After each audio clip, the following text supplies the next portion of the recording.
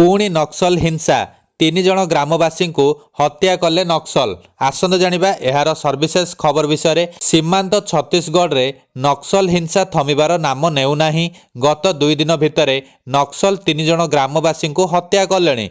बीजापुर जिलार रेड्डी ग्राम निकटस्थ पुन्नापारा साप्ताहिक हाटरे गतकाली कुकुड़ा राली चलुवा बेले कामकनार ग्रामर मुकेश मेहला मध्य एहार मजा नेउथिले। तेबे हठात किछि अजଣା व्यक्ति बंधुक धरी मुकेश को जबरदस्त अपहरण करने को चेष्टा करथिले। स्थानीय लोके एहार प्रतिवाद करथिले। नक्सल सेमानंकु बंधुक देखाई धमकाइबा परे सेमाने चुप हो जाइथिले।